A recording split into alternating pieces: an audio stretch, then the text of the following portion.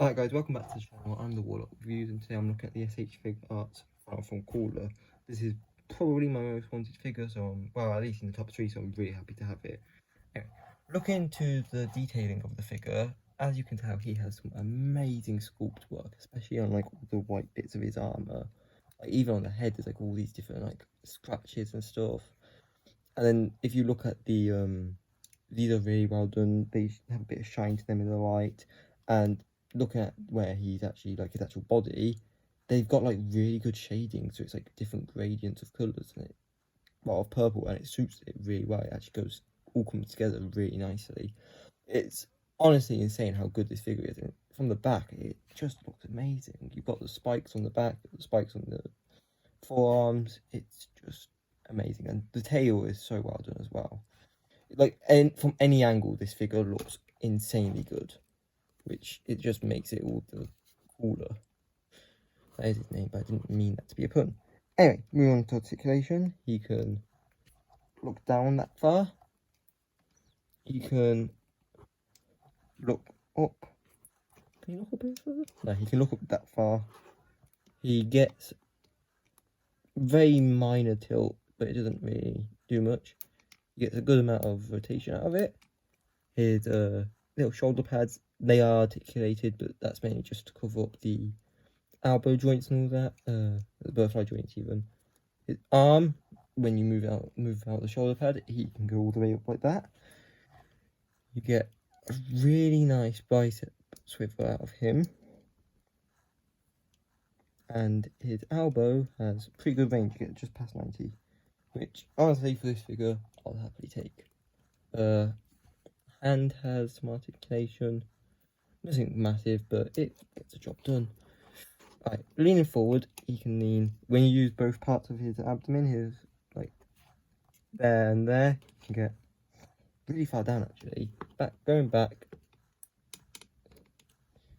is insanely good, especially for a figure of this stature.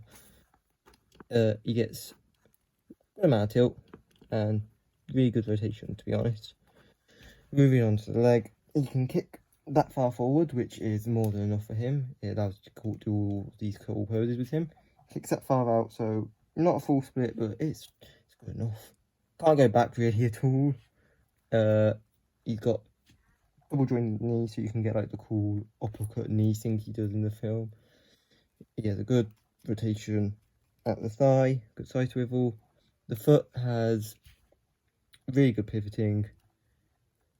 Not the best ankle. Ooh, it's popped off. Hang on a second. I'm going to keep this in because it's a bit funny that I just did that. Anyway, there you go. Not the best ankle rockers, but that's partially probably just due to the fact that, well, they had to include the fact that he has multiple feet. Multiple sets of feet even. He has 2 sets. And then his tail. The articulation tail is more than enough. Like, you get so much articulation that it doesn't really weigh it down as much as you'd expect due to his massive size. He's not really weighed down as much by it, and but you'd expect it to have massive effects on him. And whilst it does have effects, they are nowhere near. Okay, you know what I'm saying this, and yet the tail is weighing him down. There. Yeah, they're nowhere near as bad as you'd expect, so you can get him to stand quite easily with his tail, which is really good. For the first set of his accessories, he obviously comes with the fisted hands that pretty much every Figuarts comes with. They're very well sculpted, they get the job done for what you'd want. I'm really happy with them. The next set of hands he has are these 2 pointing or, well, death beam effect hands, which are really cool. You can even get him to do it so it looks like he's got like, the sun on his finger when he's using his supernova attack, which works really well. But yeah, I love using at least one of them at a time because they just are so good. The next set of hands are these really expressive grabbing hands, which can obviously be used for a mass amount of expressive like poses and obviously grabbing poses, which they get the job done. They're really good actually. I really like them. Right, the last pair of hands that Caller comes with are obviously the open palm or key blast hands, whichever one you want to call them. They are like all the other hands he comes with, really well sculpted, and they do a really good job of what they're meant to do. I couldn't be happier. Well, I couldn't be any happier with them. So yeah, I'm very happy. Crawler comes with two head sculpts. The first of which, well, face sculpts. The first of which is obviously his armored look, which is extremely well done, and it's so accurate, it's unreal. I'm very happy with this.